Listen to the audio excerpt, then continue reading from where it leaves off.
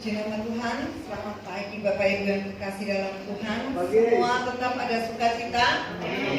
Puji Tuhan, tetap ada sukacita Bapak Ibu, sekalipun dunia penuh dengan kegoncangan, biarlah sukacita dari Tuhan itu tetap ada dalam kehidupan kita ya. Puji Tuhan, pagi hari ini sama-sama kita akan belajar tentang kebenaran firman Tuhan ya Bapak Ibu yang terkasih dalam Tuhan. Saya percaya setiap kita semuanya rindu diberkati oleh kebenaran firman Tuhan. Kita akan buka sama-sama dalam kitab Kejadian pasal yang ke-7. Kejadian pasal yang ke-7 ayat yang ke-5 sampai yang ke-6.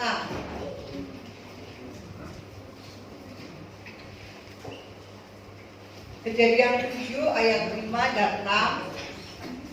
Saya akan bacakan, Bapak Ibu bisa menyimaknya, di layar LCD juga ada ya. Kejadian 7 ayat 5 sampai yang ke-6, ketika dilihat Tuhan bahwa kejahatan manusia besar di bumi dan bahwa segala kecenderungan hatinya selalu membuahkan kejahatan semata-mata, maka menyesallah Tuhan bahwa Ia telah menjadikan manusia di bumi dan hal itu memilukan hatinya. Coba kita lihat kembali Kejadian pasal 6 ayat yang ke-22. Kejadian pasal 6 ayat yang ke-22. Lalu Nuh melakukan semuanya itu tepat seperti yang diperintahkan Allah kepadanya, demikianlah dilakukannya. Lalu Nuh melakukan semuanya itu tepat seperti yang diperintahkan Allah kepadanya, demikianlah dilakukannya. Bapak Ibu yang terkasih dalam Tuhan, kita pagi hari ini kita akan sama-sama belajar tentang ketaatan daripada Nuh ya. Pagi hari ini kita sama-sama belajar tentang ketaatan daripada Nuh. Dalam situasi yang berat ya, seperti sekarang ini sepertinya kita tidak ada jalan ya, selain kita harus bergantung sepenuhnya kepada Tuhan dan kita harus taat kepada Bapa yang ada di surga.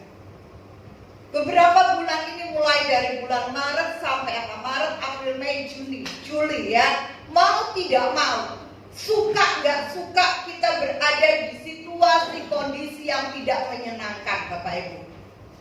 Ada beberapa bulan ini kita nggak suka, mau tidak mau, kita ada di dalam situasi kondisi yang tidak menyenangkan kita semuanya ya. Dengan adanya pandemi COVID ya, virus corona ya, yang sampai hari ini pun belum ditemukan obatnya Bapak Ibu ya. Sampai kapan ini akan terjadi pun kita nggak ada satu manusia yang tahu. Ada banyak terjadi berbagai macam krisis di dalam dunia ini ya. Ada terjadi krisis multidimensi seperti yang di TV katakan ya. Ada krisis kesehatan, krisis pendidikan, krisis ekonomi, krisis sosial. Ada banyak krisis yang sedang terjadi bukan hanya di Indonesia, tapi di seluruh bagian dunia Bapak Ibu yang kekasih. Bahkan kalau saya perhatikan terjadi juga krisis iman. Banyak anak-anak Tuhan yang mengalami kekhawatiran. Banyak anak-anak Tuhan yang mengalami ketakutan. Banyak anak-anak Tuhan yang sedang mengalami kecemasan. Dan dampaknya ya, kita lihat ada banyak juga anak Tuhan yang mengalami kemerosotan iman mereka. Kemerosotan dalam pengiringan mereka kepada Tuhan. Ada banyak, kita lihat beberapa jemaat ya, yang sudah beberapa bulan yang tidak datang beribadah. Sekalipun kami sudah berusaha untuk telepon sudah, WA sudah, besuk juga sudah, Bapak Ibu ya. Saya katakan berani saja datang ibadah nggak apa-apa ya. Saya sudah katakan seperti itu. Yang penting kita memenuhi standar protokol kesehatan. Kadang saya bingung. Kerja bisa, buka toko bisa, datang ibadah nggak sampai 2 jam,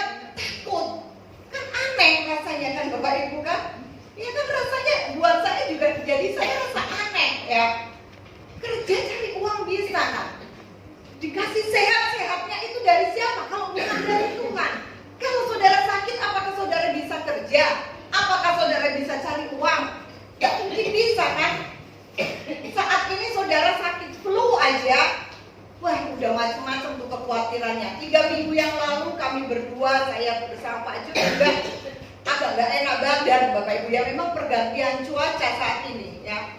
Jadi jujur saja saya katakan rada khawatir juga, jangan seperti itu kan. Itu timbul dalam pikiran kami karena kami juga baru dari Surabaya ya.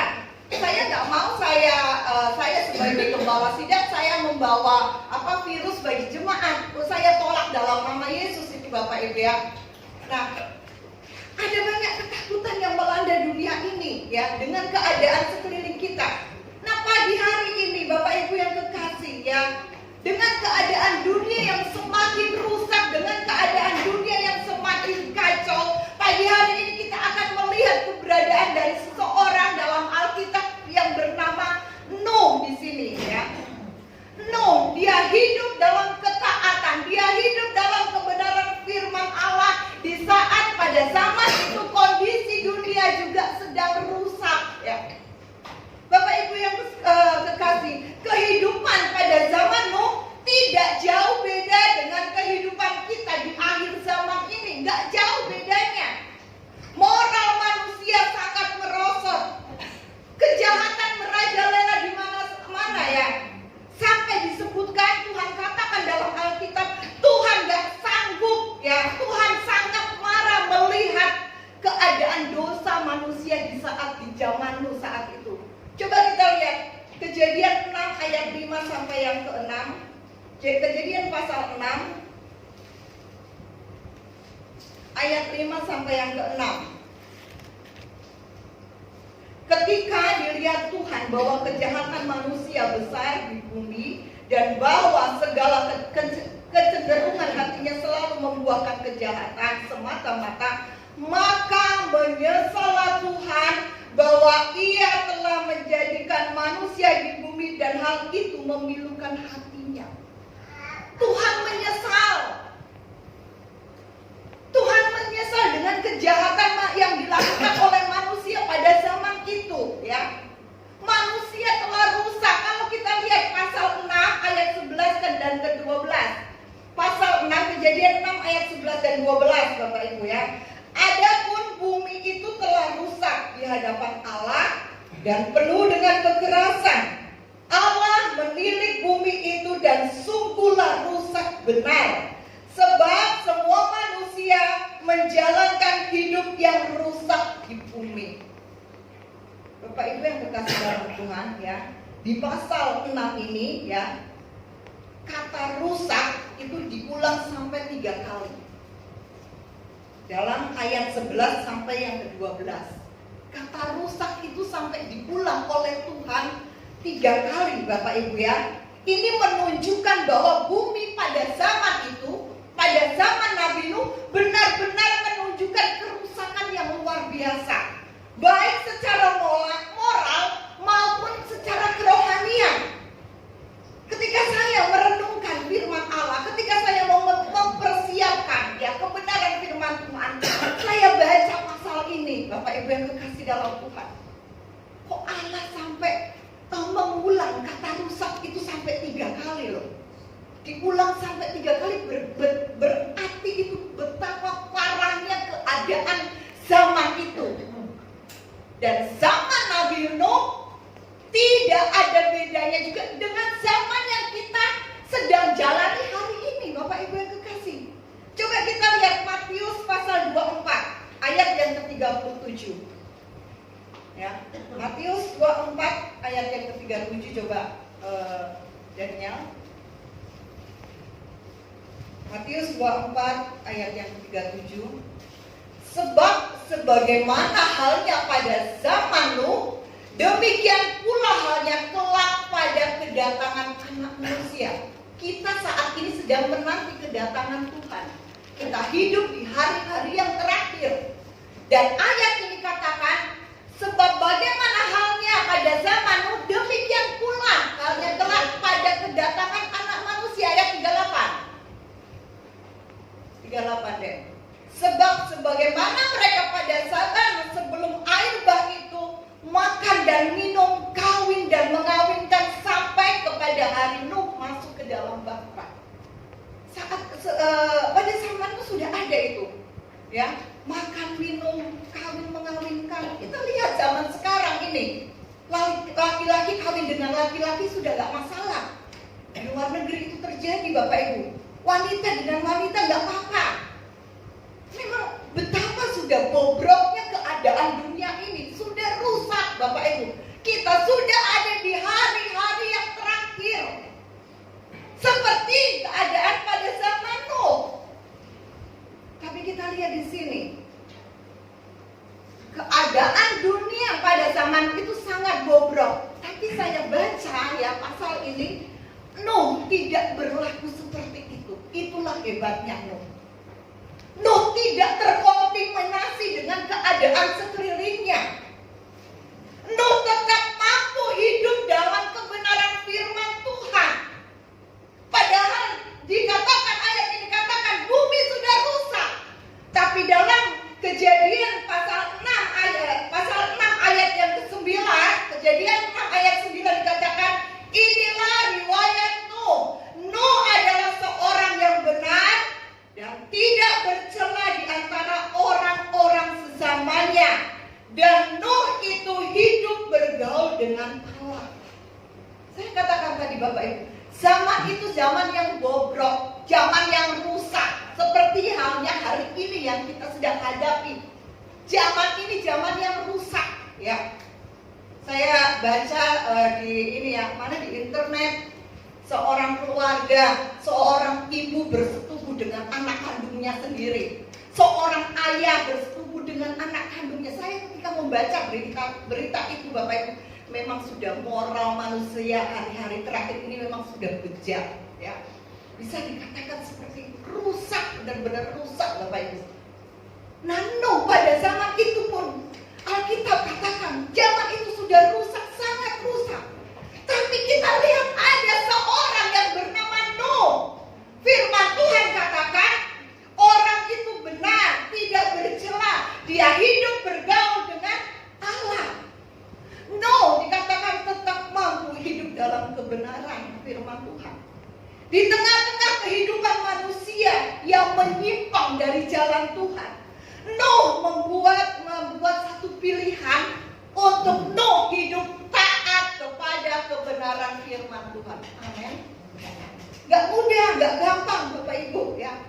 Kalau kita belajar tentang Nuh, ketika saya doa pagi, saya kayak nangis, ya. Tuhan mampukan kami melakukan kebenaran firman-Mu, Tuhan. Gak mampu Bapak Ibu untuk berjalan dalam bersama Tuhan itu tidak mudah dan tidak gampang. Kata taat, saya katakan taat itu artinya melakukan tanpa perbantahan. Amin. Taat artinya melakukan tanpa perbantahan. Itu kata taat. Kita lakukan saja, gak perlu pakai protes, gak perlu pakai komplain. Lakukan saja. Itu kata taat Bapak Ibu. Nuh dikatakan di sini ayat 9 katakan Nuh itu hidup bergaul dengan Allah. Ayat ini kalau kita baca, dia seorang yang benar, dia tidak bercela pada zamannya. Ya. Kenapa Nuh bisa hidup benar? Kenapa dikatakan kita katakan Nuh itu orang yang enggak bercela? Kenapa itu bisa ada pada Nuh? Karena apa? Karena Nuh hidup bergaul dengan Allah. Bergaul, kalau saya garis bawahi di sini kata bergaul ini, katanya dalam sekali Bapak Ibu, ya. Bergaul dengan Tuhan itu artinya kita berjalan bersama Tuhan. Hidup di jalannya Tuhan. Nuh hidup di jalannya Tuhan. Nuh berjalan bersama Tuhan sehingga Nuh mampu untuk hidup dalam ketaatan. Nuh bisa dikatakan seorang yang benar, seorang yang tidak bercela. Karena apa? Karena Nuh itu bergaul dengan Tuhan, hidup di jalannya Tuhan, hidup berjalan bersama dengan Tuhan. Bapak Ibu yang kekasih, dengan siapa kita berteman, dengan siapa kita bergaul, ya. Kalau teman itu baik, pasti kita akan jadi baik. Tapi kalau teman itu nggak baik, kita pasti akan nggak akan jadi baik juga. Coba Anda bergaul dengan pencuri, ya. Anda bergaul dengan orang yang suka nyolong.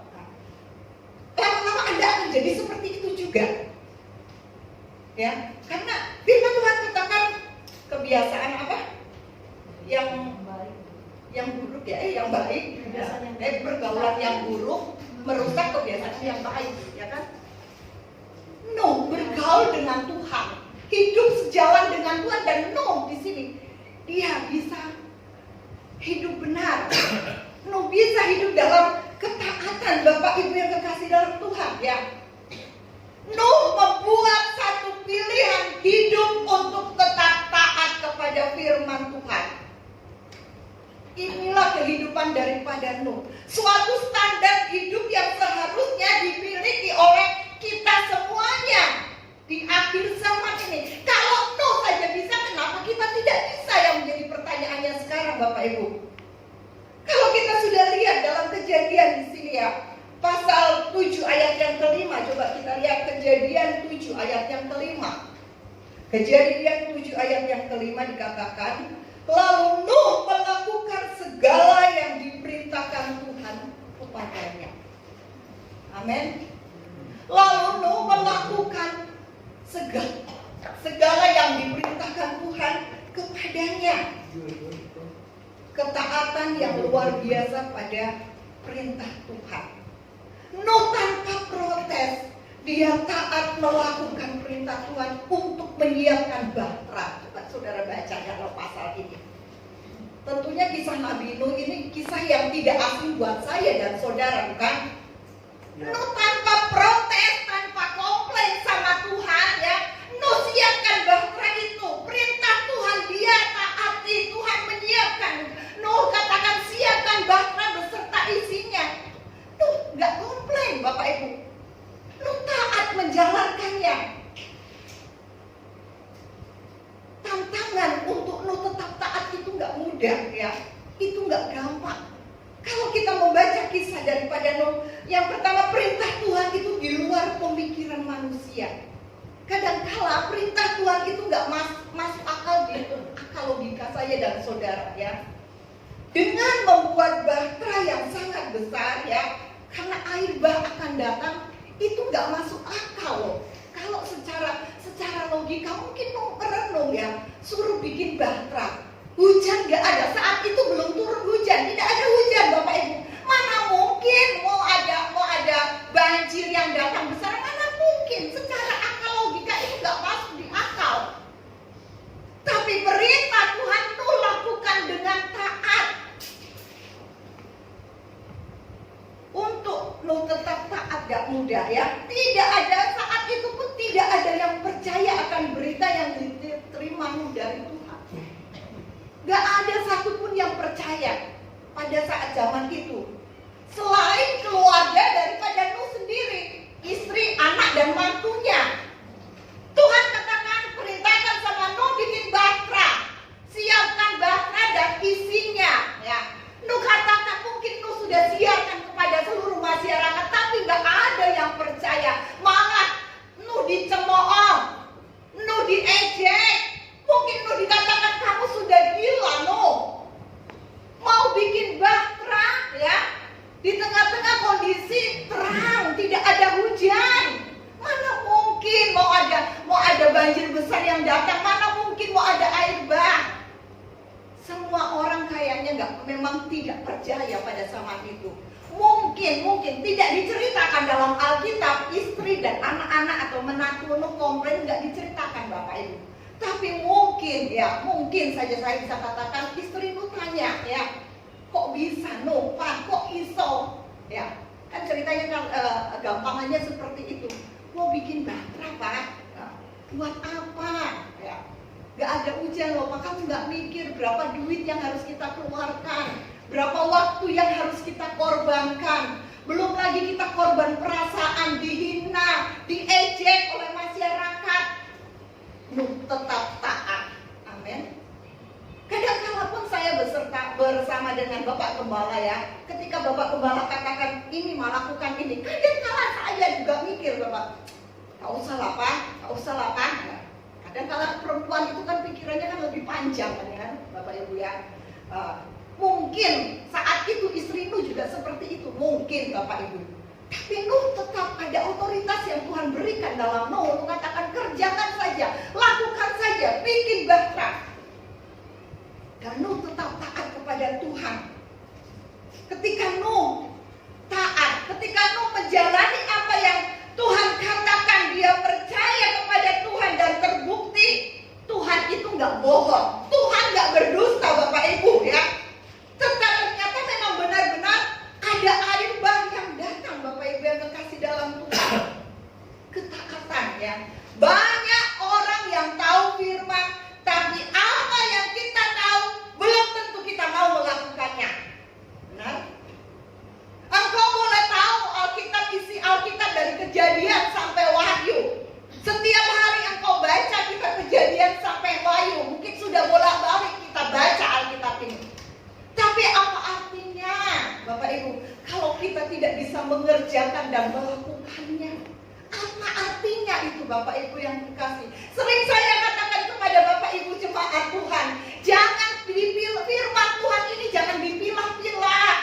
Ini loh Tuhan saya bisa kerjakan, ini loh Tuhan yang tidak bisa, saya belum bisa Tuhan. Seringkali itu terjadi dalam kehidupan saya dan saudara. Nuh di sini katakan dia kerjakan apa yang Tuhan perintahkan. Nuh tidak komplain, taat. Tuhan katakan firman Tuhan bilang Nuh ukuran bahtera sekian besarnya. Bahkan Nuh pun tidak bilang Tuhan nggak kebesaran tak kapalnya, segini aja ya Tuhan. Enggak Bapak Ibu, kalau kita baca kebenaran firman Tuhan, Nuh lakukan dengan taat. Saya tahu itu nggak mudah. Saya tahu Bapak Ibu itu tidak gampang ya. Bukan perkara yang mudah untuk kita melakukan kebenaran firman Allah. Tapi kalau kita mau, kalau kita niat, pasti Tuhan akan memampukan saya dan saudara. Amin Bapak Ibu. Tuhan akan beri kemampuan kepada kita semuanya Bapak Ibu yang terkasih dalam Tuhan. Berdoa saja, setiap ibadah ya, taat kepada firman, itu aja masih ada masalah loh Bapak Ibu. Kita taat sama firman Tuhan, kita masih melakukan, kita taat kepada kebenaran firman Tuhan, kita setia datang beribadah kepada Tuhan, kita setia berdoa, masalah masih ada. Ya, masalah tetap ada. Tapi apalagi kalau kita nggak berdoa, kita tidak taat pada Tuhan. Sebab itu pagi hari ini saya katakan kepada jemaat Tuhan, tetaplah taat, setialah ibadah agar kita tetap kuat ketika kita menghadapi persoalan. Amin. Itu maksud firman Allah Bapak Ibu yang kekasihnya. Bapak Ibu sudah dipulihkan oleh Tuhan ya. Nah Bapak Ibu yang kekasih dalam Tuhan, untuk melakukan apa yang seperti Nuh lakukan itu nggak mudah, itu tidak gampang. Tapi kalau kita mau, kita punya niat, pasti Tuhan akan memampukan saya dan saudara. Amin Bapak Ibu yang kekasih dalam Tuhan. Perintah Tuhan itu tidak sulit kalau kita punya kemauan untuk melakukannya ya. Tapi kalau kita susah, kalau kita nggak percaya, sulit buat saya dan saudara untuk meyakini kebenaran firman Allah. Ketaatan itu adalah bukti kasih seseorang kepada Tuhan ya, saudaraku yang kasih ya. Mari Bapak Ibu yang kekasih dalam Tuhan, pagi hari ini jadilah Nuh di akhir zaman. Jadilah seperti Nuh di akhir zaman Bapak Ibu ya. Mengapa sih kita harus taat? Yang menjadi pertanyaannya, kenapa kita harus taat? Yohanes 14 ayat yang ke-15, coba kita lihat. Yohanes pasal 14 ayat yang ke-15. Yohanes 14 ayat 15. Jikalau kamu mengasihi aku, kamu akan menuruti segala perintahku. Kenapa saya dan saudara harus taat? Ya, ketaatan itu adalah bukti kita cinta Tuhan. Ketaatan itu adalah bukti kita mengasihi akan Tuhan. Bapak Ibu yang kekasih dalam Tuhan. Yohanes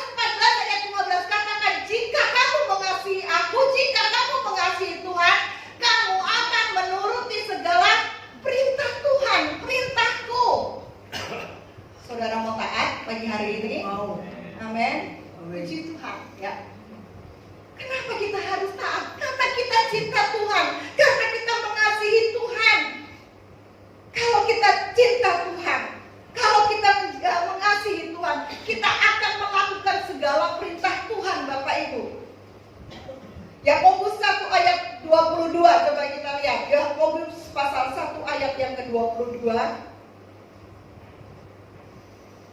Yakobus pasal 1 ayat yang ke-22.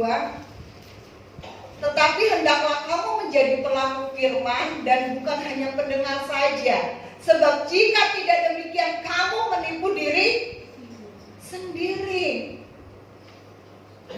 Jadilah pelaku firman, taatilah kebenaran firman. Setiap pagi Bapak Ibu kami selalu berdoa, Tuhan tolong jemaat Tuhan, jemaat yang kami layani, mampukan mereka melakukan kebenaran firman Tuhan. Tidak mudah, tidak gampang Bapak Ibu menjadi pelaku firman Tuhan. Tidak cukup engkau cuma beriman, tidak cukup engkau cuma percaya saja kepada Tuhan, tapi engkau juga harus taat melakukan kebenaran firman Allah. Amin. Tidak mudah Bapak Ibu yang kekasih dalam Tuhan, menjadi pelaku firman itu tidak mudah dan tidak gampang. Seperti yang saya katakan tadi, banyak orang yang tahu firman, ngerti, ngelontok ini firman Tuhan ini, ya, seperti orang Farisi, ya. Tapi apa yang kita tahu, belum tentu kita bisa melakukannya, belum tentu kita mau melakukannya. Gak mudah Bapak Ibu yang kekasih. Kita tahu berdoa itu penting, kita ngerti semuanya. Menjadi pertanyaannya, apakah engkau sudah suka berdoa? Kita tahu ibadah itu penting. Menjadi pertanyaannya, apakah saudara sudah setia datang beribadah kepada Tuhan? Kita ngerti itu ya Bapak Ibu. Kita tahu memberi itu penting. Pertanyaannya, apakah Bapak Ibu jemaat sudah setia memberi? Mengembalikan milik Tuhan. Itu adalah satu, saya bisa katakan sesuatu yang rawan dengan ketidaktaatan. Gak gampang Bapak Ibu yang kekasih dalam Tuhan, ya. Belajar mengembalikan milik Tuhan itu tidak mudah.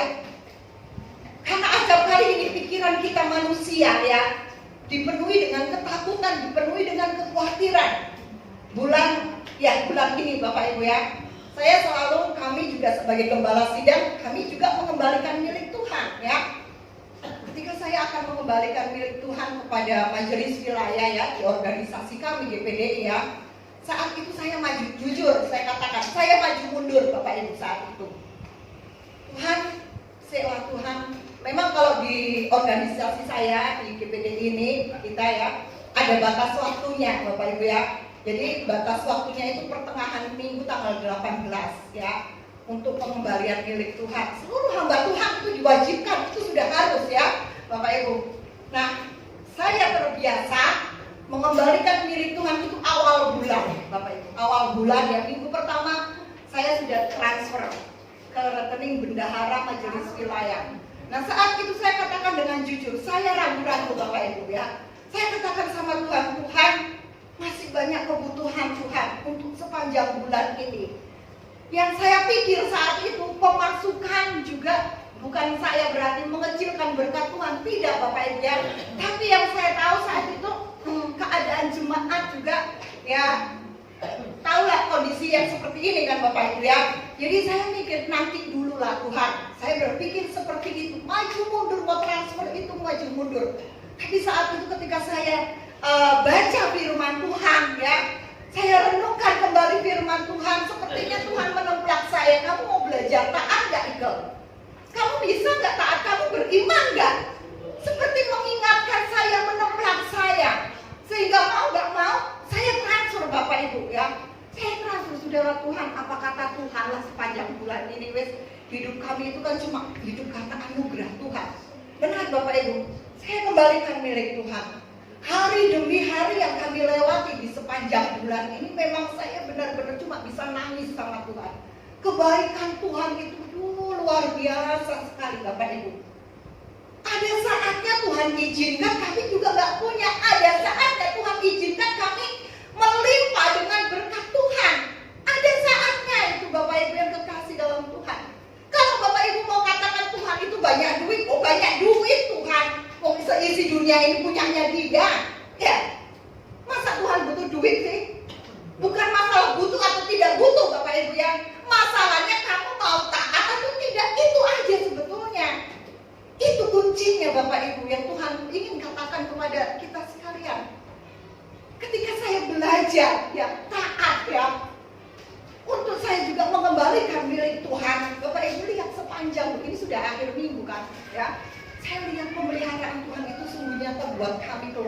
sekeluarga Bapak Ibu ya. 2 minggu yang lalu ketika hari Kamis tidak ada ibadah, saat itu juga saya sakit, Pak John sakit, jujur saya mau ke dokter duit gak ada. Nah, ya, mau ke dokter duit gak ada. Jadi saya katakan pakai iman kita semua, ayo. Saya percaya Tuhan sembuhkan, Tuhan jamah. Iman Tuhan sembuhkan Bapak Ibu, Tuhan jamah kami sekeluarga Bapak Ibu ya. Dan hari Kamis ketika itu tidak ada ibadah juga, kalau tidak salah besoknya puasa jemaatnya ya. Hari Kamis itu saya ingat sekali, saat itu ada seorang jemaat Tuhan memberikan makanan puyung hai ya, saya ingat itu jam 1 siang di akar. Nah Kamis itu saya katakan kepada Bapak Ibu ya, beras masih ada ya, cukup untuk makan kami.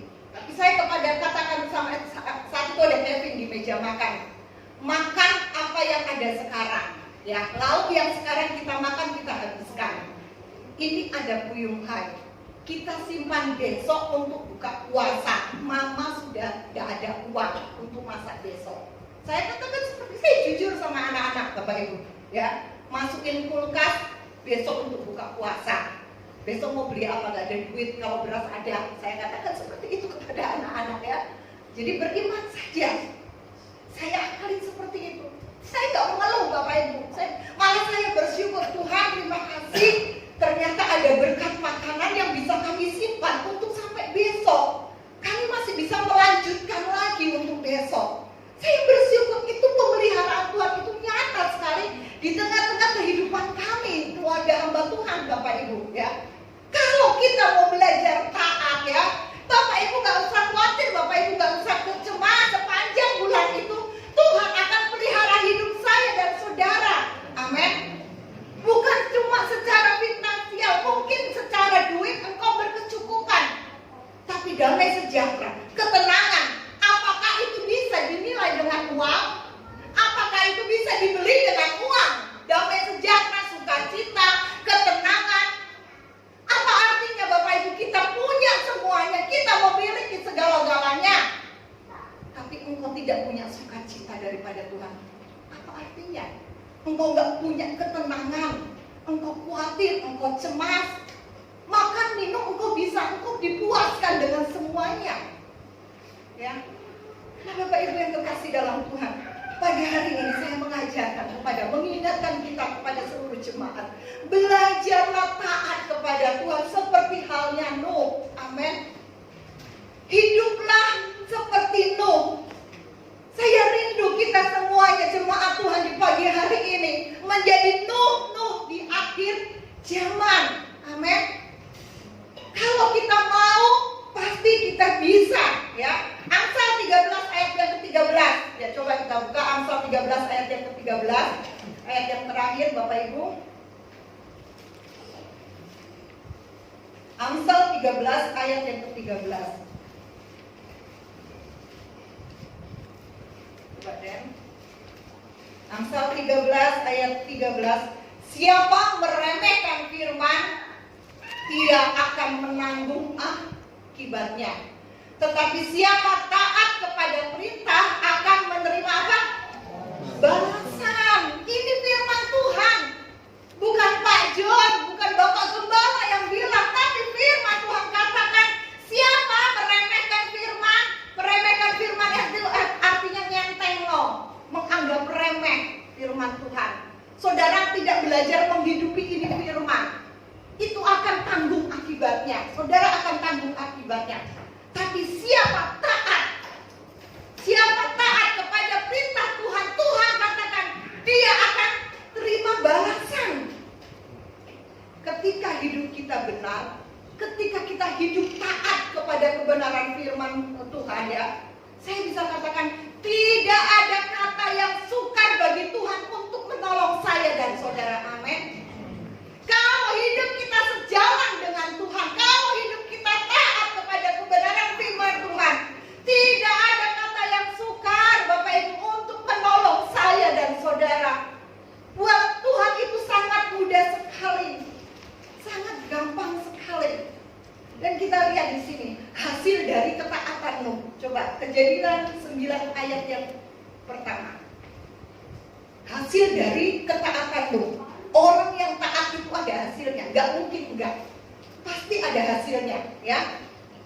Karena sudah banyak yang dikorbankan oleh Nuh, Bapak Ibu yang kekasih.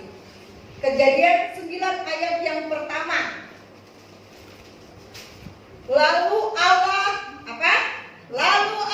memberkati Nuh dan anak-anaknya serta berfirman kepada mereka, beranak cuculah dan bertambah banyaklah serta penuhilah bumi.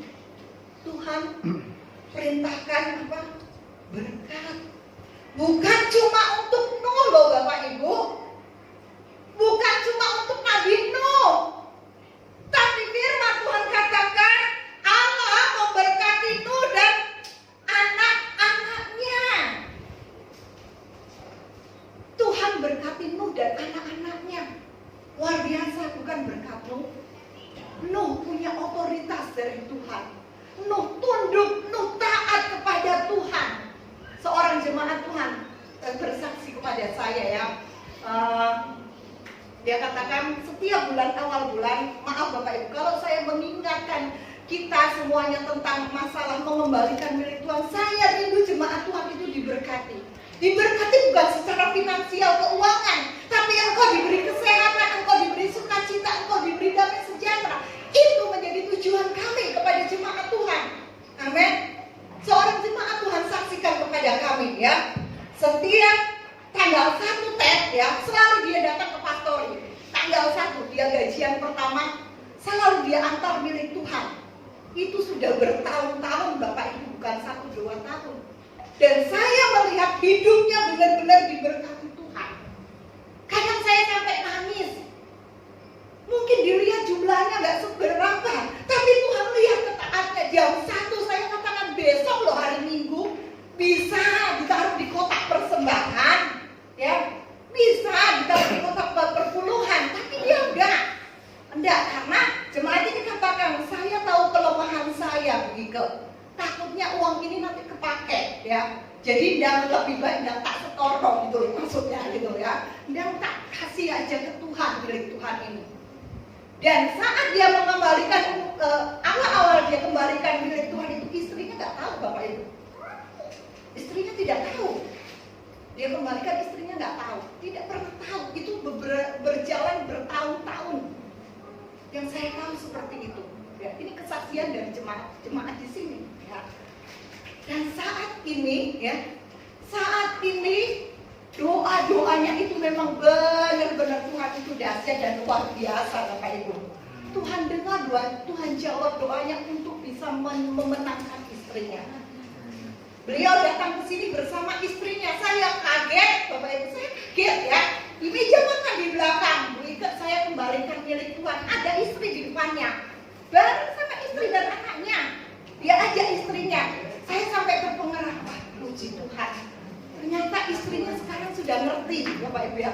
Sekalipun tidak datang ikut beribadah kepada Tuhan setiap minggu, tapi sudah tahu kalau setiap bulan suaminya itu belajar mengembalikan milik Tuhan. Istrinya nggak komplain, tidak, Bapak Ibu, istrinya nggak komplain. Dan keluarga ini menjadi benar-benar keluarga yang diberkati. Apakah ukuran kebahagiaan itu tentang duit? Bukan, nggak jaminan kita banyak duit kita bahagia, ya. Tapi saya melihat keluarga ini benar-benar keluarga yang Tuhan berkati, Bapak Ibu.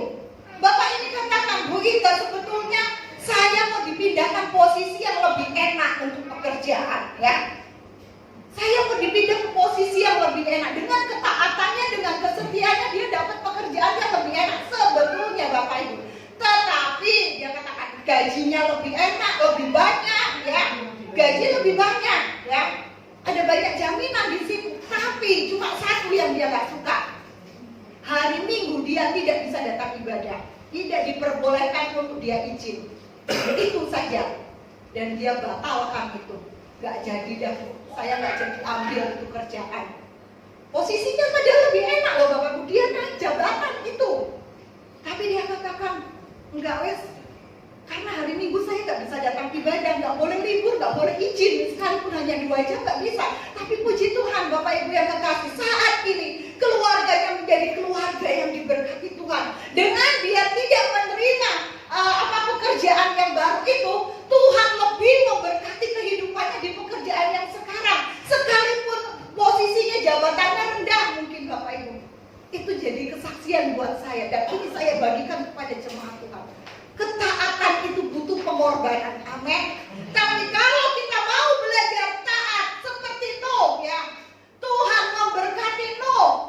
Hasil dari ketaatan ada berkat buat saya dan saudara pagi hari ini. Kalau kita mau belajar taat seperti Nuh, ada berkat di situasi kondisi yang sulit sekalipun di hari-hari ini. Engkau tetap mau belajar taat, ada berkat yang engkau akan terima. Tuhan Yesus memberkati. Kita serahkan kepada Bapak Gembala.